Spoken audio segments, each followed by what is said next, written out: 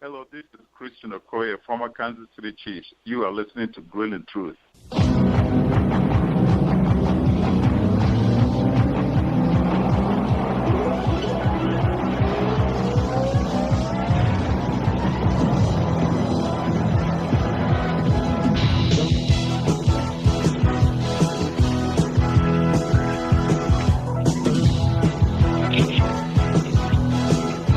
Welcome to Survive Advance on the Grilling Truth Sports Network. Survive Advance is brought to you by Replenishing Care Technologies and their PEMF machine. Had a hard time talking there, Steve. I'm just excited, Steve, because I get to go to Panama City tomorrow night, so I don't have to stay up here in Indiana any longer. Of course, I'm your host, Mike Goodpaster. My co-host, former Indiana Hoosier, won 1981 national championships in the Indiana Basketball Hall of Fame. Help me welcome to the show, Steve Risley. How you doing, Steve? Doing great today. 75, sunny, beautiful out here in L.A. Same old, gets kind of old after a while. Yeah, I feel bad for you, especially like in December. We have a special guest for the first half of the show. I think he writes for Fansided, correct, Michael? Yes.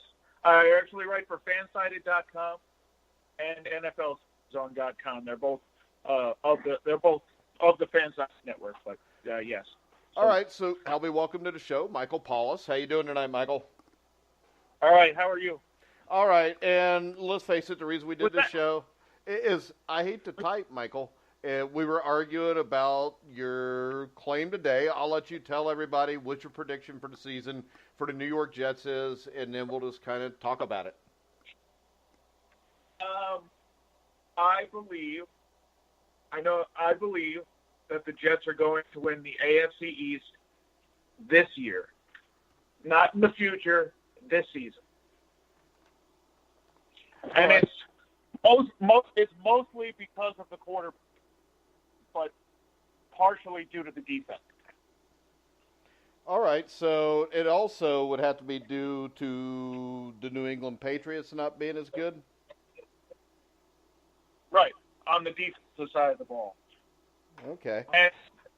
And because I feel like Tom Brady is due because of his age to have a bad season.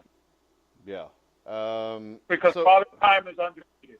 So my first question is this: if Father Time is going to take him down, how are the Jets going to beat him 3 times? Because that means the Patriots went to the playoffs. So if the Patriots go to the playoffs, Brady must still be pretty decent.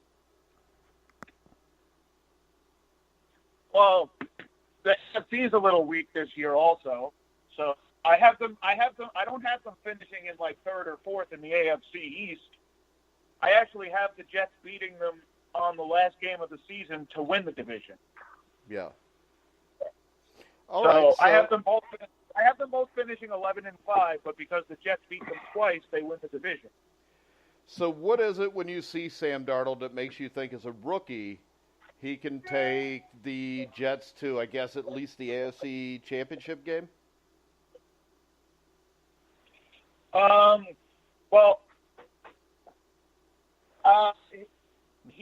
First of all, it's not just Sam Darnold on the offense, but he's an accurate passer.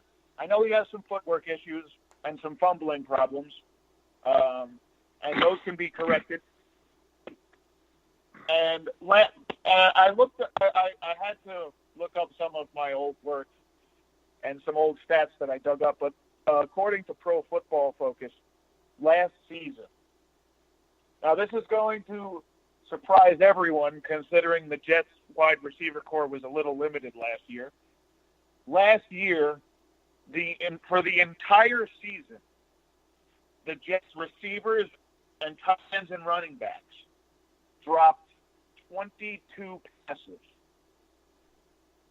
So that tells me they're reliable. So that even if he's a little bit off because of his footwork, they can go get it. Yeah, but the thing is this: as an NFL quarterback, you have a very small window to throw in. And when you sit there and you tell me that he has footwork issues, he has a hard time holding on to the ball, but he can fix that, that's kind of like my friend trying to set me up with a fat chick on a date, and he tells me, but in the future she could lose weight. Well, you gonna start him at all? I wouldn't start him because don't you have Josh McCown there too, who had you guys on at least as a distant contender for a wild card until he got hurt? They had 5 wins going into that game. Yeah, they were 5-5 when he got hurt, correct? Yeah, but I don't know how far Josh McCown can go with this team because we need a quarterback who can get the ball down the field, and he's limited in his arm strength. But see, I think when I watch Sam Darnold, he's a quarterback that if his first read is under pressure, he's going to scramble out of the pocket. He doesn't step up into the pocket. And I think the thing that people really miss and why most NFL quarterbacks fail is in college you face a lot more zone defense. In the NFL, you have to face man defense a lot of the times, and you have to face linebackers who are very athletic. You're going to face defensive linemen that come a lot harder at you than they do at the college level. And when I see Darnold, I think this. Last year I loved Sam Darnold. I think Sam Darnold regressed this year. When you look at him in college, the closest thing he played to an NFL defense was Ohio State, and he was terrible in that game.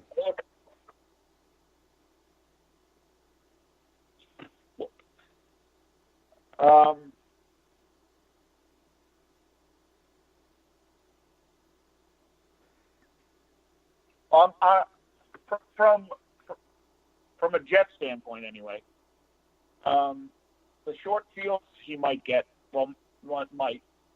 A lot of the fields and the defense plays a big role. His defense plays a big role in this too. The Jets improved their secondary,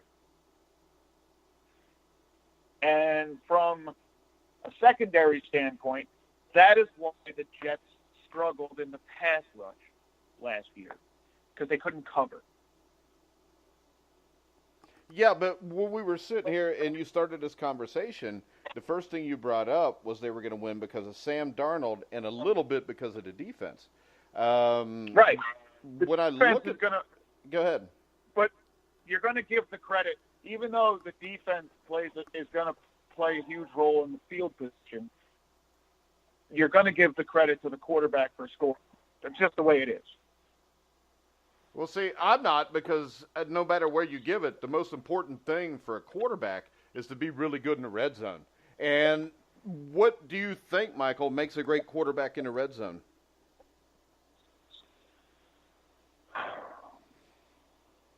The ability, the short game from both the running game and the tight ends, as far as passing and running the football, and the ability to hit the back of the end zone.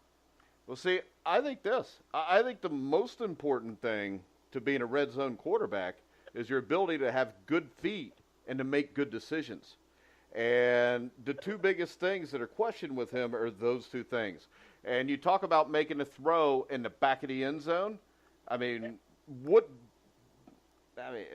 how do you know that he can do that from what you've seen? Because if you're at the 10-yard line in the NFL, what defense are you normally going to see on the goal line?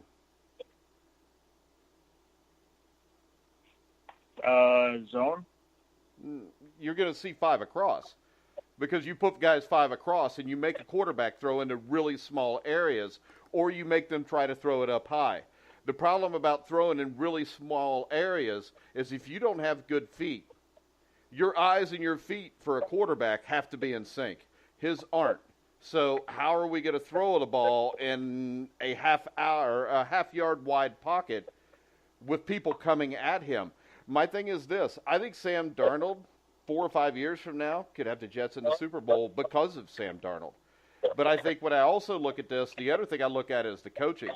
And the quarterback's coach there, his main claim to fame is being Jay Cutler's coach for 4 or 5 years in Chicago and for a year or 2 in Denver. He's a guy that's not really qualified to coach quarterbacks, and most quarterback gurus around the country will tell you that. That worries me also. And the fact is this. I mean, from everything I heard, Sam Darnold was their second choice behind Baker Mayfield.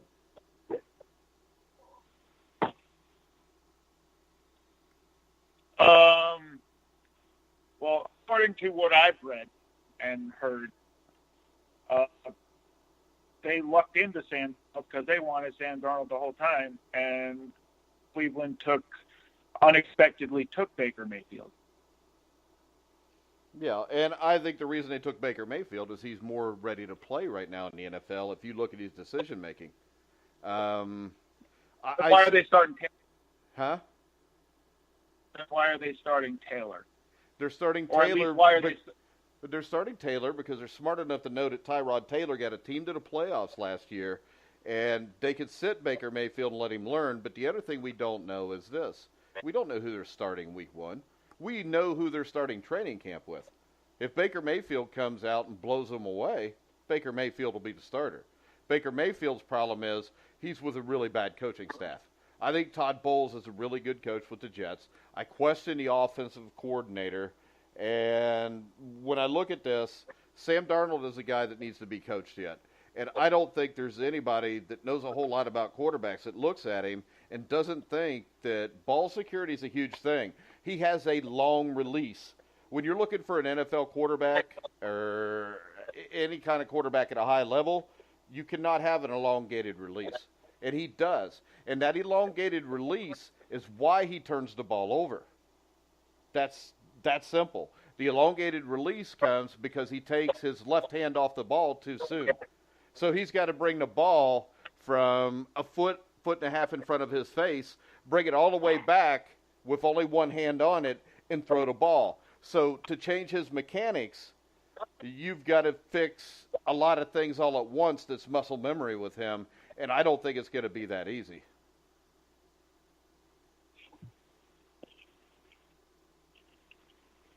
I can see the point there. But as far as the fumbles are concerned, can that be a trip also attributed to the terrible, not bad, but terrible offensive line at USC? See, I think this. I don't think the offensive line was terrible. I think he made the offensive line terrible. Because whenever you have a quarterback that won't step up in the pocket, if you have a defensive end doing an edge rush on a tight end or a tackle, and your quarterback gets a little antsy and starts to slip one side or the other instead of stepping up in the pocket, he's just closed the amount of time he has to throw the ball. And with him, his first reaction under pressure is to bail. Now, if you watch a guy in the NFL like Russell Wilson could run, but he only runs if he has to. Russell Wilson moves around in the pocket. Drew Brees moves around in the pocket. Tom Brady, Aaron Rodgers. These are guys that will move up into traffic to make the throw. He is a guy that is run out of traffic to make the throw. And I think that is what causes the bad footwork. And to me, the fumbles are just the fact of this. If I'm coaching a quarterback, we got two hands on the ball until we're ready to throw it. And he doesn't. That's a huge problem, and that one hand on the ball causes the elongated release. I think this, if you're going to fix him, Josh McCown can start the first half of the season. I mean, why throw the kid in? I mean, what you've got with Sam Darnold is a kid that is not like a Baker Mayfield. That's a kid that's going to go out and, be after it and go do things. He's a kid that's a little bit more laid back. He's a California guy like Steve Risley is now, because Steve just kind of sits around in a daze most of the time because he lives in L.A. And I would think that Sam Darnold's a little laid back.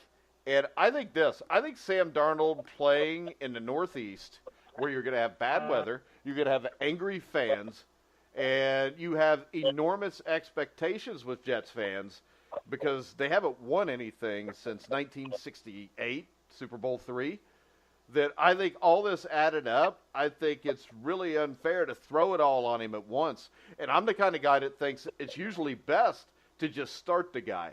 But I think you have a guy in Josh McCown that's a solid quarterback. Why throw this kid to the wolves right away?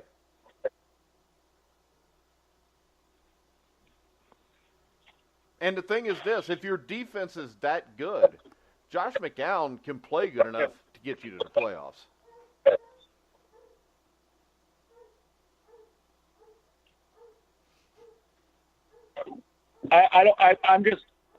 The only issue I have with McCown is his arm strength. Because what's arm strength? I mean, Joe Montana didn't have great arm strength. Hell, Tom Brady doesn't have great arm strength. If you watch Brady, if they're not at the fifth year going in, what? Go ahead. But the Jets attempted the fourth or fifth fewest passes, 20 yards or more, for the entire season. Yeah, but the great thing about that, from what your argument is, he's going to have a lot of short fields, so you don't really need 50-yard passes. No, but you're going to need some deep passes in the arsenal, because then the defense creeps up and then you can't run at all. But once again, if you have a kid that has mechanical issues, why do you want to throw him in front of the bullets immediately when you don't have to? Because this is the thing. He's a number 3 pick in the draft. All right? What you're doing here is you're risking your future because you think you might be able to make the playoffs this year. And I hate to tell you this, Michael, if Tom Brady is not old, and he hasn't been up to now, and everybody's been saying for the last 3 years he's old, if Tom Brady's not old, your team ain't winning shit anyway. That's true. So why risk this kid when you can let him sit, watch for a year, come in, guns blazing, maybe we get his mechanics fixed, and next year you come in, Tom Brady is going to get old at some point in the next 3 years. We don't know when it is, but it's going to happen. So why do you want, when it does actually happen, you're trying to draft another quarterback because you just ruined this other guy, throwing him out there and getting his head cracked in?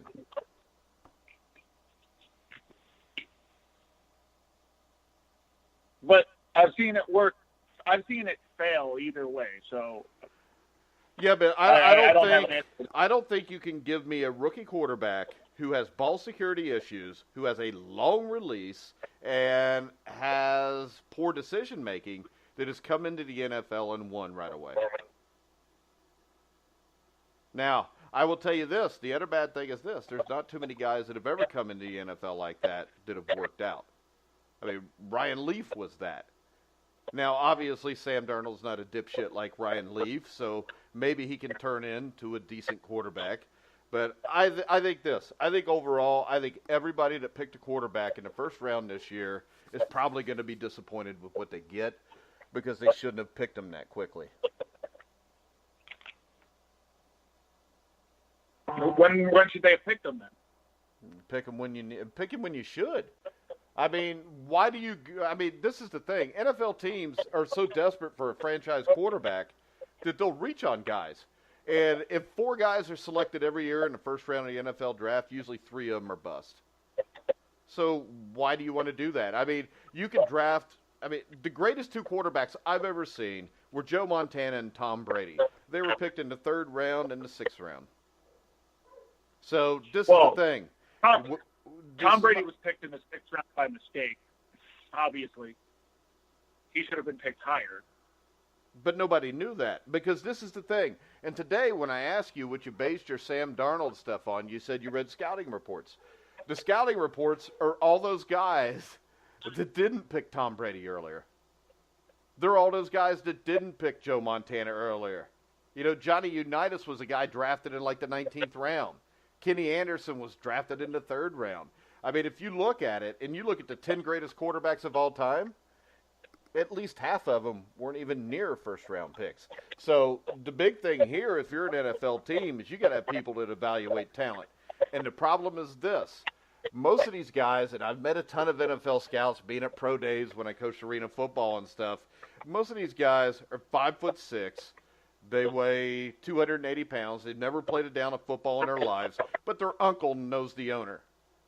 And this is what you're basing this on. Mel Kiper doesn't know shit about football. I mean, I'd be surprised if Mel Kiper played high school football, but he's definitely never coached it at a high level or played it at a high level. So why do we listen to Mel Kiper? I mean, that's what we base this on. Everybody freaks out because 4 or 5 guys at ESPN say this guy can play. When you get down to the average first round of an NFL draft, if 32 guys are picked, 10 to 11 will turn out to be Pro Bowlers. The rest are not what everybody thought they would be. So if you're the New York Jets and you're picking third, you could have picked a stud. And instead, you're guessing that this kid can play quarterback for you. And if you guess wrong, you just set your franchise back 3 to 5 years again. And the Jets are known for that.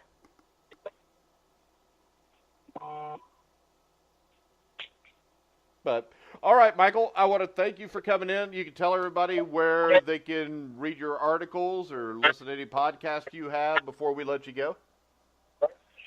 Fansided.com and on Spreaker, the Jet Up Bleeding Green podcast. You can also follow me at mpallasNFL on Twitter. All right. Thanks a lot, Michael. Yep. We'll talk to you later. Steve Risley. What's up? Mike Goodpaster. Yeah. I think Michael lost that argument. Conversation. Yeah, I think Michael lost. I don't think he came as prepared as he should have. As Coach Knight used to say, everybody has the will to win, but very few people have the will to prepare to win. Yeah. And I don't think Michael was quite well prepared to win that debate. No, he wasn't. But that's all right. It was fun for me. It's kind of like you alluded to something that sets me off so much about this, and having had the privilege of playing for one of the greatest college basketball coaches of all time, playing on a team that won a championship with one of the greatest professional basketball players. Well, hell, Steve, of all time. You played on for one of the greatest high school coaches of all time, didn't you, Dullahan? No, I did not play for him. You played against him, didn't you? Yeah, played against him. Yeah, J.R. Bishop was my coach, who was equally as good, just not as well known. But I did play quarterback and achieved All-American status in high school as a quarterback. But what just gnaws at me is, as you alluded to, it was just the plethora of people out there who have never felt the game, yet feel they know more about the game than anybody who has felt it. It doesn't mean every player who has played the game feels the game. Very few do. That's why I've often alluded to the fact that many great players don't make great coaches. They feel the game differently than the masses feel the game. But certainly the Mel Kifers of the world, the people that, and I only use Mel as an example of how many of these people are out there that have never sweated on the goal line, sweated in the red zone, played the game, had to shoot free throws, had to guard LeBron with 3 seconds to go to win a series and put the Cavs out of it. They don't understand that it doesn't come down to statistics, and it doesn't come down to what predictions tell you at that point in time. It comes down to heart, intelligence, anticipation, and preparation. And you're spot on in talking about, the mechanics alone that you described say this guy is more likely to not succeed by Mel Kiper's own admissions, because he uses these very principles to decide whether a player is first, second, third, fourth pick, first, second, third round pick. Yet he doesn't want to own up to them when it comes down, or does Mike or anybody, when it comes down to time to actually playing the game and how these things translate into actual game experience. And that's what's always been frustrating to me about listening to prognosticators prognosticate. Yeah, and the thing is this, everybody reads each other's scouting report, but you got to watch the film. And you got to realize why he fumbles the ball and why he has a long release is because he holds the ball with one hand. It takes longer to get the ball back and throw it then. The ball should be in two hands right by your ear from the time you hit the third step on your drop.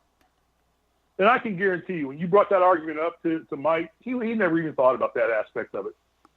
It never even occurred to him when he was making his predictions that Sam Darnold was going to lead the Jets to, playoff immortality in his first season, about anything about his mechanics, his release, about what that translates into on game, and how defenses look to want to play against quarterbacks that have elongated throwing. I mean, I was taught that in high school. You got to shorten your release. You've got to quicken your release. The greatest passes, Marino, Namath, both, two of the quickest releases in all of football, and two of the most prolific quarterbacks in terms of statistics, maybe not wins, but statistics. That release time is so critical. And you're right, the coordination between the eyes and the feet is the most critical thing that a quarterback can have, more so than the argument of being able to throw the long ball. I mean, really, truly, in a genuine NFL football game, how many 50-yard passes do you see attempted and then completed in a game? If you throw a ball 45 yards accurately, you're fine. Yeah, you're fine. Yeah, if you can get a 45 yards downfield, you're fine. What you want to be able to throw under the defenses, and you take that Woody Hayes passing mentality of 3 yards in the cut does turn into 6 yards, and I'll take my tight end and I'll grind it out on you on short yardage passes all day long, and I'll march your ass down the field, and I'll wear your linebackers out because they'll have to play fast coverage, and they're big, they're physical, they get tired quicker, they're not as agile, and it's generally not as good a shape, although they are in great shape. But that methodology and mentality just doesn't seem to come in to people that have never played the game. I mean, you take a great basketball team, and I would, if I was playing against Villanova, I would press their asses all game long for nothing else, just to wear them out. I'd have to run them into the ground because I know they're more talented than I am. Uncomfortable. You got to you put them in an uncomfortable situation. If the other situation. team is great, the best way to beat them is to make them uncomfortable. And statistics don't make many people uncomfortable. They don't. No. Physicality does, being on the field, on-field judgment, making a decision in the 2.1 seconds you have to release and throw a football on your drop, get planted, get set, find your first receiver, check him off to the second, read the defense. You have, roughly 3 seconds to do that? Am I right or wrong? Am I in the vicinity of that? Give or take. Give or take, yeah. It's just something that sports writers don't understand. They never will because they've never experienced it. All right, so Steve, anyway. Let's transition. Right. Yeah. The Indiana Hoosiers are in the news. Do you need to do a commercial first? Nah, we're good. We're just going to transition. We're good to go for it. We're going to transition. It took a little longer than I thought it would because of all the silence after I would talk and he's supposed to talk and he couldn't think of anything to think of, which was hilarious, by the way. And Michael, but you knew what was going to happen. Michael, get yourself prepared when you're going to come onto this show, buddy, because this is the grueling truth. So, and this is Survive and Advance, and he either survived or advanced. So we're going to switch to Romeo Langford, Rick Pitino, and bitterness can eat away at a man, and it can turn him to can it not? A sour old asshole, Judas. And on Wednesday, former Louisville Cardinals are an Adidas team, basketball coach Rick Pitino turned snitch on Romeo Langford's recruitment. The old man, old pervert, whatever you want to call him, told the Courier Journal, I can't talk again, that Romeo's old man, Tim, got paid by Adidas last year to run an AAU team that his son was essentially a part of. And basically, they won the battle between Adidas, Nike, and Under Armour. And here's the way this works, Steve. You correct me if I'm wrong here. These shoes companies get in good with the AAU teams to cultivate relationships with the top players. If they can get established relationships with those players, they can then influence them to attend a school that has a deal with their brand. It's perfectly legal, and it's a way for the bread to get to the players, at least a little bit of it, the coaches, and the other known entities, for a lack of a better word. Of course, that's the American way. It's capitalism, and Rick Pitino's telling on him. We know Rick Pitino was part of recruiting this kid until he got busted. But in the end, Steve, this is the NCAA's fault. No doubt. And I researched this pretty tightly because I was pretty fascinated by the whole process, given the lieu of what's been going down since this whole story broke with the NCAA and the shoe companies and everything, and Condoleezza Rice's fabulous commission. First and foremost, I want to say this is not an indictment on Romeo Langford, on his family, or on Indiana University. None of them, on the surface, by any design, have broken any NCAA laws or rules. All right? They have not. That's the first thing everybody went digging for. The Langfords are in the clear into how this thing went down. Indiana certainly has no part of this. And so I just want to come out because I am a Hoosier. I am Indiana, and I'm thrilled to death that Romeo's playing for Indiana and hopefully improve the quality of product that Indiana puts on the floor. And I think it's deserved that he goes there. And this is not about the Langfords.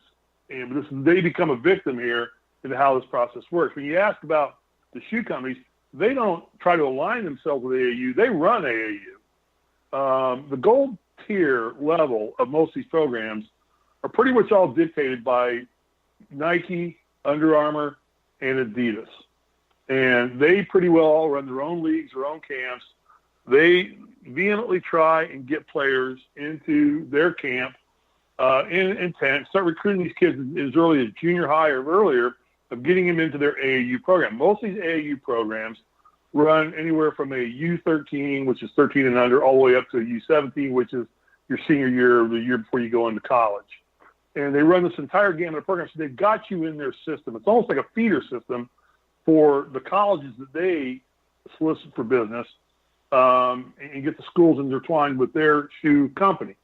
So it's a major process. Now, where the fault lies in this whole thing is, once again, the NCAA, whose sole purpose in life is to regulate, guide, direct, create laws, create rules and regulations, fails miserably at its responsibilities in the sense that they create all these gray areas because the way, and I'll just use the Langford family deal. I'm reading right off the Washington Post pretty in-depth article, an investigation they did, which was the piece I did, or did most of my homework on, although I did use some other sites as well to validate some things. Essentially, what it came down to was Adidas had Langford in their sights as an early age. Patino alerted Adidas that Langford in the junior high was an up-and-comer coming. You want to keep your eye on this kid, get him on the team. They put him on Eric Gordon's team. And Eric Gordon's EG10 Adidas AAU program is one of the strongest in the country, if not the strongest in the country. He runs the program from U13 all the way up to U17. They foster kids all the way through. And they come through the Adidas camp. And many times the players end up at Adidas colleges, Adidas-sponsored colleges. That's pretty well how the system works. Now, as we know, the NCAA forbids players or directly from parents to be paid directly. How they've circumvented this and how the NCAA allows this to go on is that they allow sponsorship and they allow the shoe companies to sponsor AAU programs and teams, and then players get manipulated and put on certain teams based on what kind of investment they want to make. Well, Langford was playing on EG10's U17 program, and all of a sudden, mysteriously one day, a new entity comes up, which is called 22. What was the name of it? 22 Vision. A new franchise comes up and applies for membership to the AAU program. Lo and behold, shortly after that's accepted, Romeo Langford announces he's going to 22 Vision, and it's named that Tim Langford is now going to be the general manager or general managing partner of 22 Vision. So essentially, we've taken Romeo Langford off what is the strongest team and comes down to and puts him on this team that's now run by his dad. And now the bidding wars start to begin. Well, Patino alerts the powers that be, the Adidas executives, and lets them know that he's making a shift and whatnot, and it gets Adidas involved. Adidas allows 22 Vision to come in to their gold division, which generally, to get in the gold division, which is their elite status division of AAU. This pertains to all shoe companies. I'm using the Adidas as the example right now. It allows 22 Vision to come into their top level program right away. Usually you have to have put several players into college programs. You have to show and demonstrate winning tournaments throughout the country for it to get into that elite division.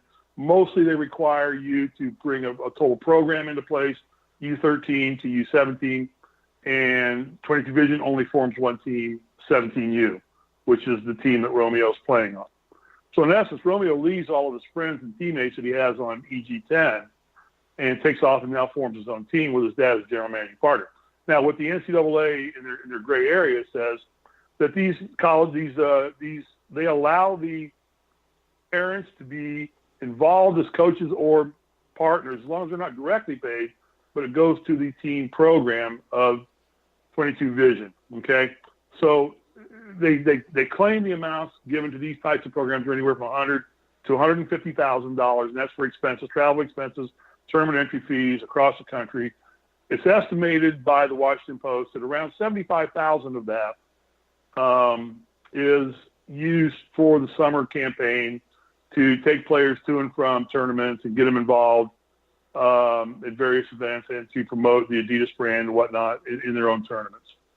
The remaining money is at the discretion of the managing partner or general manager of the team, who so happens to be Tim Langford, Romeo's dad. Now, where this gets really sad and where this, me personally falls apart is Romeo's family has gone through some financial difficulty, and I'm going to leave it at that because I don't think it's my place to be spouting off. If you want to go find it, it's on paper what's happened there. But they've get into financial difficulty. So now the question comes up, is he taking his son off of EG10, putting him on this program? So now he has control of some money, and are they indirectly paying the Langford family to guide Langford to an Adidas program? Now, in all fairness, it doesn't appear that Adidas really gives a damn which Adidas program he goes to. Like, I don't think they were actively recruiting to get him to Indiana. I think that, certainly Louisville is an Adidas program. Kansas was a Louisville program. Vanderbilt, which were the three schools involved, is a Nike program. So obviously what Adidas wants is for Langford to end up in an Adidas program, therefore to establish and build a relationship with Adidas so that as he comes out, he promotes the Adidas brand of shoes to be sold to idiot parents who spend $400 on a pair of basketball shoes because Romeo Langford wears those shoes. I'm one of those idiot parents who have gone up at 2 o'clock in the morning, stood in line at a Foot Locker, and waited to get the latest Air Jordans for my son to give him on Christmas. I have never done that, by the way. I have done that. I have done that more than one time. I have done that. So I'm an idiot parent. But that's what they target, is idiot parents like me. And that's the whole motive. Now, they come out and say, the Washington Post comes out and says that a player like Romeo Langford is worth more than $1 million to Adidas. That a player of that caliber that can come out and keep fostered in the Adidas program is worth more than $1 million right off the bat. And if the kid goes on to be an NBA star, God knows what Michael did, what Kobe did, for Nike, what Larry and Magic did for Converse when they were up in Converse and players. I mean, it goes beyond belief what these kids will do, what people will go out and do just to have the shoe of their chosen hero. Well, the problem lies there in a sense that the gray area falls into great discretion in a sense that the Washington Post gives great examples of a couple different players. One, Marvin Bagley, who, of course, was a Duke player. He happened to play on a Nike AAU program. Over the course of time, his dad happened to be coach and general manager of the AAU team that he was playing on. And inadvertently in an SI interview, Marvin Bagley Jr., who's the dad of Marvin Bagley III, obviously, comes out and says, our main source of income is our shoe contract money that we get from me running the AAU program. And that's quoted by him in a Sports Illustrated article. And yet the NCAA just totally overlooks that and does nothing about it. And then right around the same time, there was a player they cite from Mississippi State that essentially had about the same thing happen to him. And the dad, they did whatever basic research they do.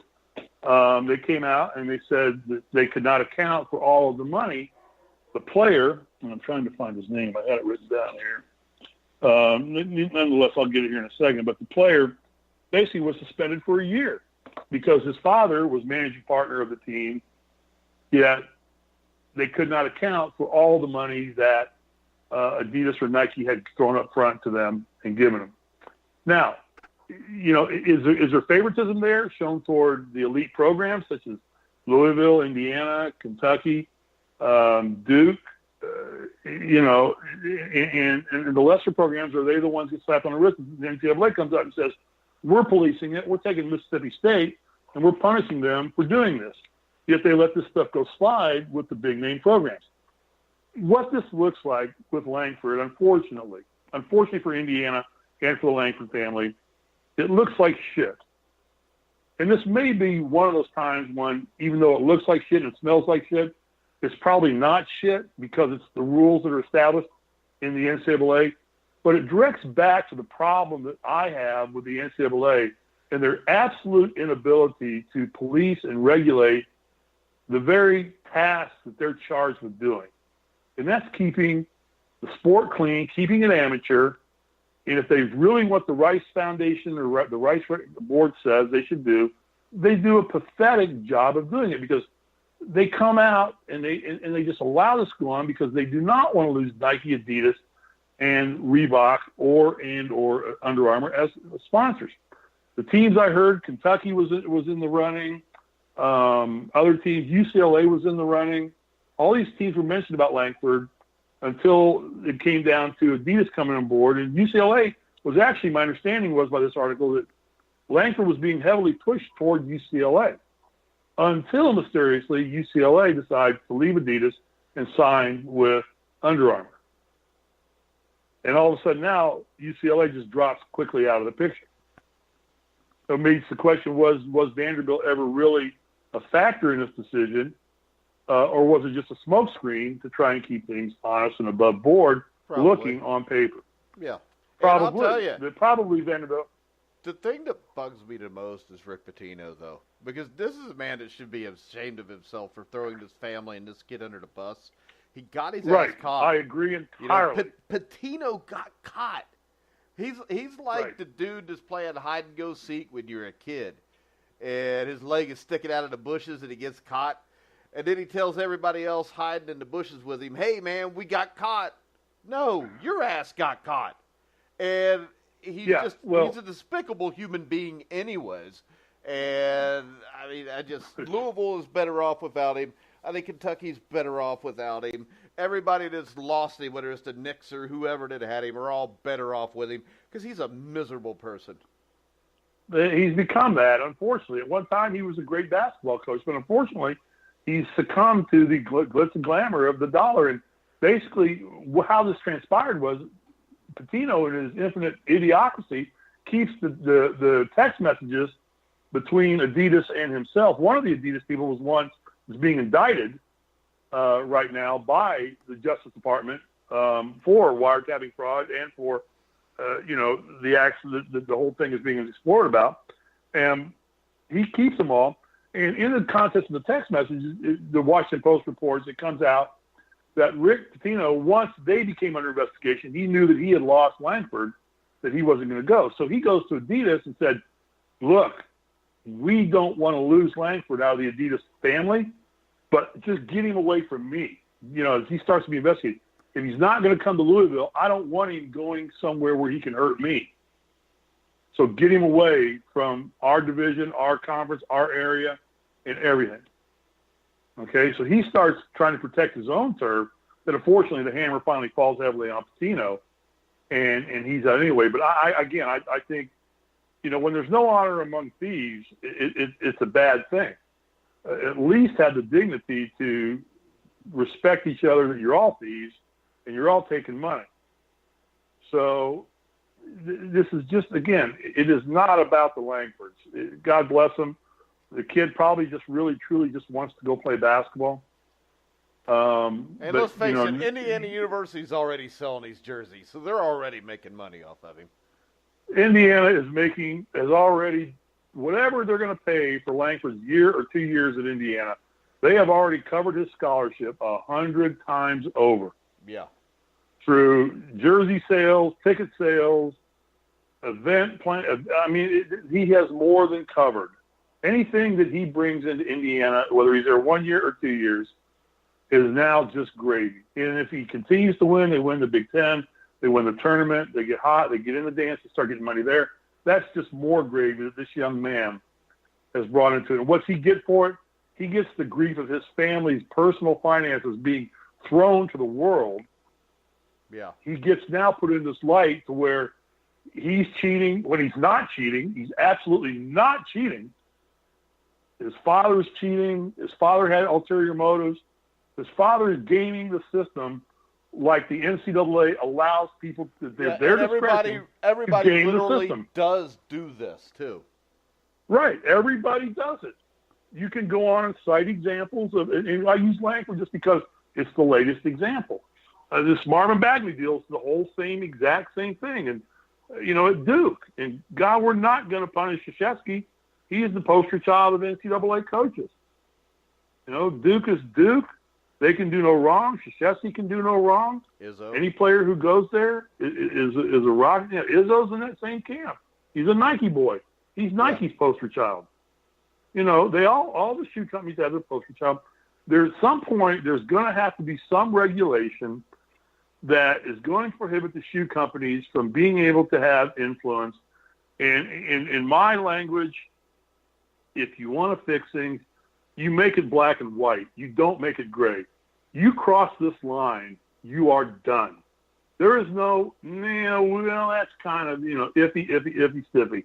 No. If a player, if you truly want to make it amateur, then you've got to sever ties with the shoe companies other than they can sign a contract with the president of the university to endorse the entire athletic program of the university and supply equipment and pay a fee for the university to wear their equipment, and it stops right there. Yeah, but you know what? This is what I equate it to. You know how we had to show a few weeks ago about the NCAA, and the NBA protects itself by not letting guys come straight out of high school. So what they're doing is they're letting the NCAA get their players ready for them. The NCAA is doing the same thing with the AAU. They're letting the AAU get their players ready for them because you get better competition, better coaching, and then they get the benefit of it. So everybody needs to shut the hell up. Indiana did nothing wrong. The Langfords did nothing wrong. Nothing wrong. Pitino's an asshole. And there sums it all up right there. Indiana's done nothing wrong. And you're right. Langfords have done nothing wrong. Pitino's is just a bona fide asshole.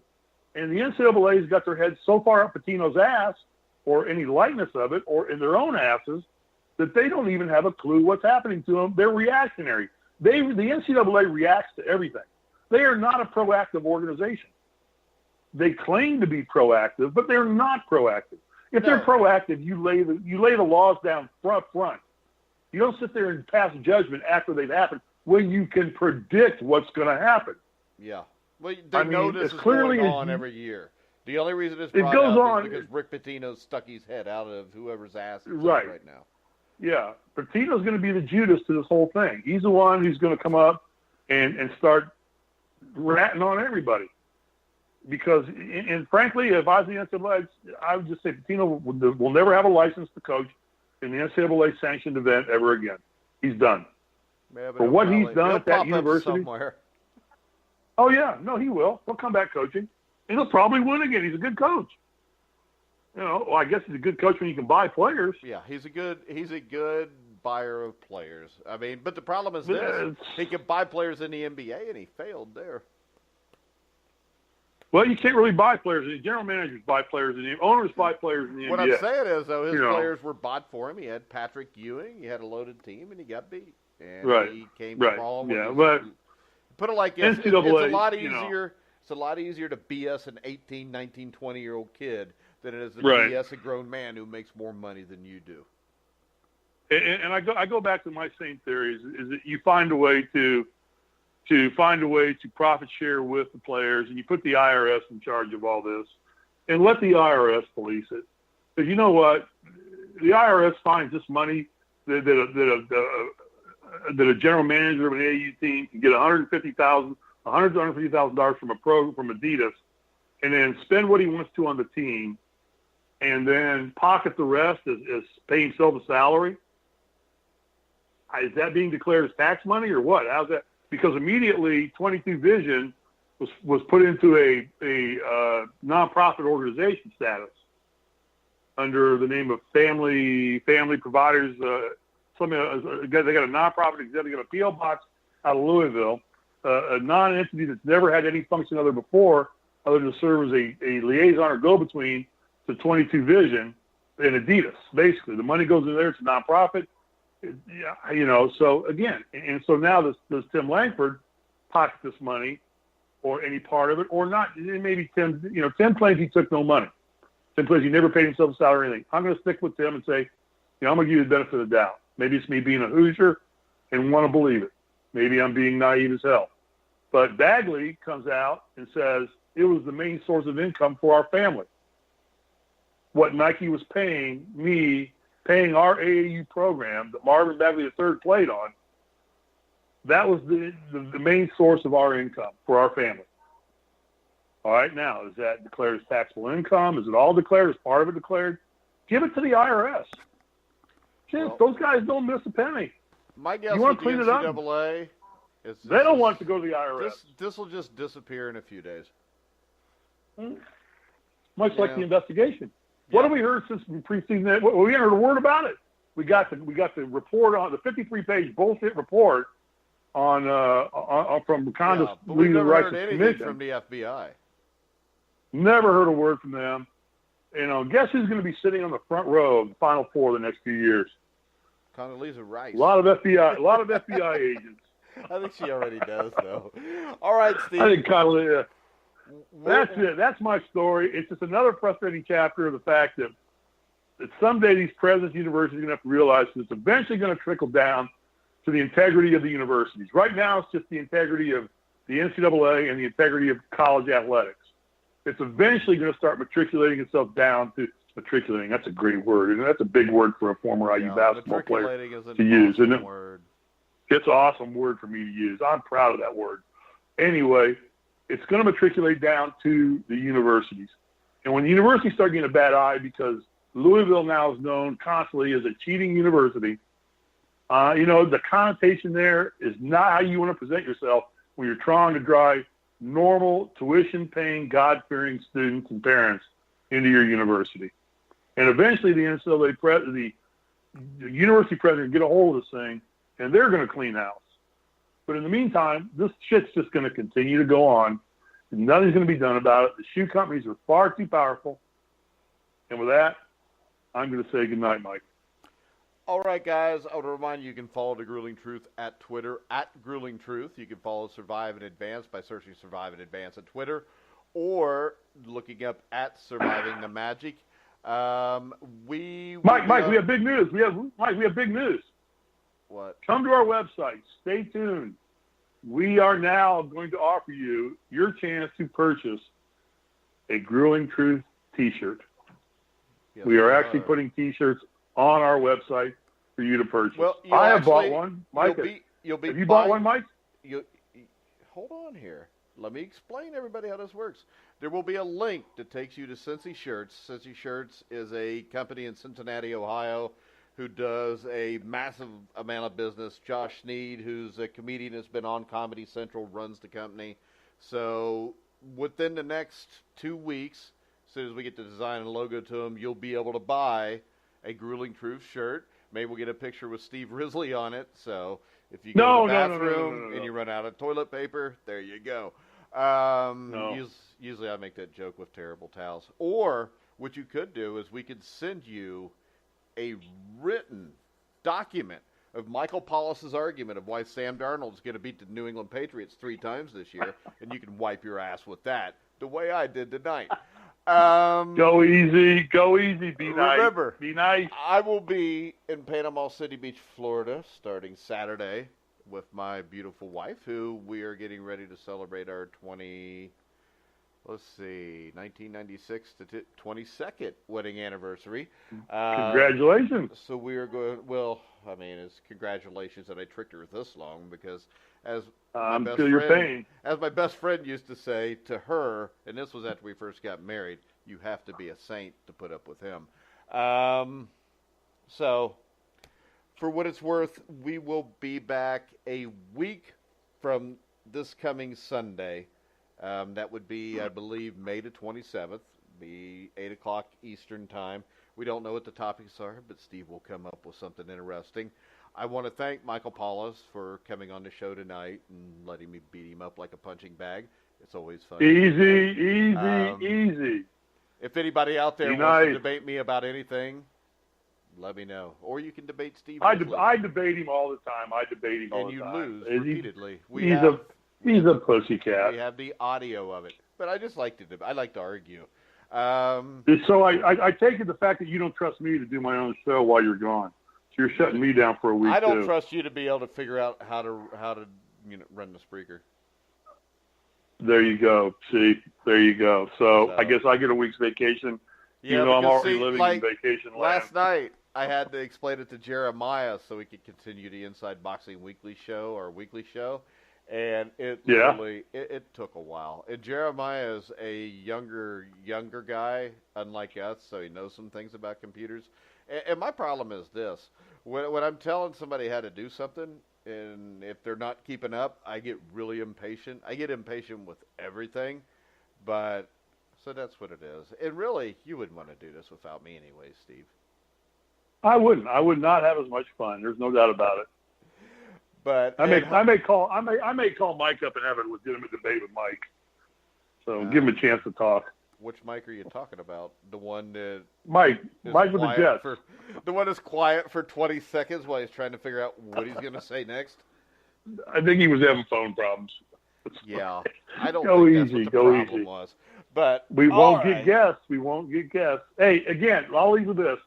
If any of you have any topics you want us to discuss, we're wide open. We're also looking, probably starting right around the beginning of football season, of starting a morning show 5 mornings a week. Get with that program, people. Yeah, you're going to be able to hear us 5 mornings a week.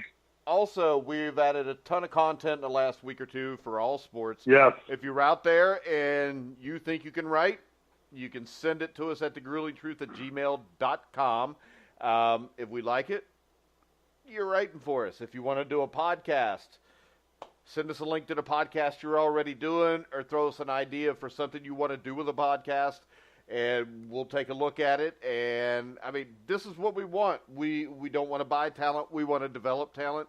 We want people that love what they do, love their teams, love the sport that they cover. And if you write for the Grueling Truth, it's not going to be like a place like Bleacher Report or Fansided where you're told, you got to write this. You write what you want to write. You write what you're passionate about. And we just go have some fun. And if you want to do a podcast, we can hook you up with that. So get a hold of us at thegruelingtruth@gmail.com, or you can hit us up on Twitter @gruelingtruth. You can also go to Facebook, search Grueling Truth, and you can find us there.